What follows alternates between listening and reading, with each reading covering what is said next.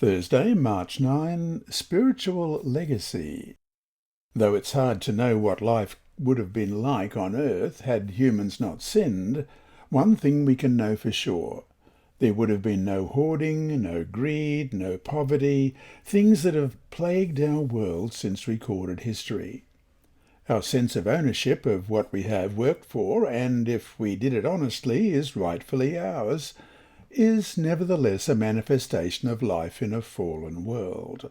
In the end, however, regardless of how much we do or do not own, there's one important point that we should always remember. Read the following texts. What is the central point in them all?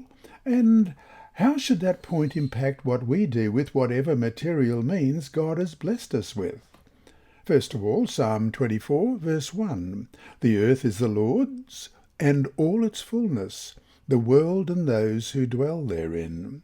Hebrews chapter 3, verse 4. For every house is built by someone, but he who built all things is God. Psalm 50, verse 10. For every beast of the forest is mine, and the cattle on 1,000 hills. Genesis 14, verse 19. Blessed be Abram of God Most High, possessor of heaven and earth. And Colossians chapter 1, verses 15 to 17. He is the image of the invisible God, the firstborn over all creation.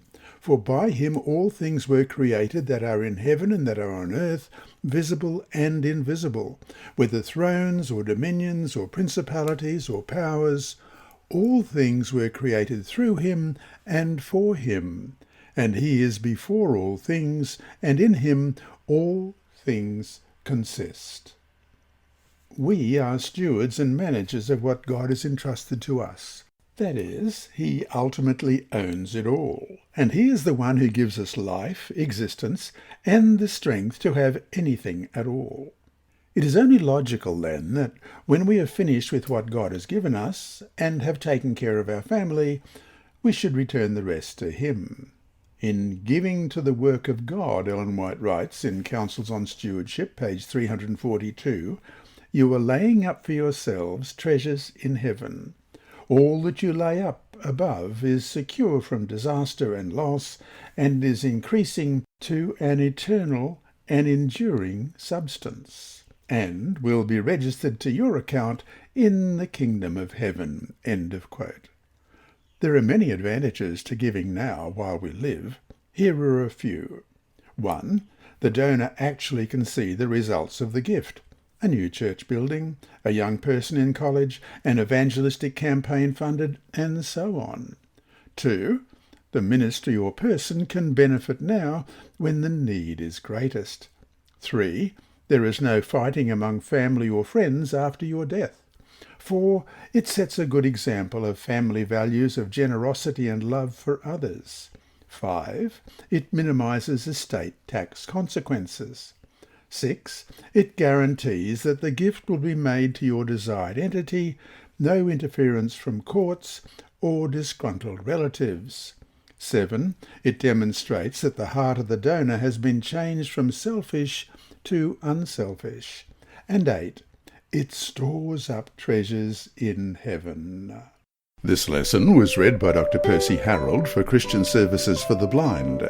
Sponsored by the Sabbath School Department and distributed through Hope Channel Australia, this podcast is also redistributed by Hope Channel Germany, Christian Record Services for the Blind. It is also available on SoundCloud and through multiple podcast distributors, including Apple iTunes. And you can listen and watch at the same time on YouTube.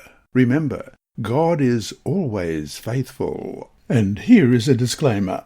Contents of these lessons are not intended to be financial advice, but is general commentary based on biblical principles. The reader is encouraged to seek competent professional advice which will suit their particular personal situation.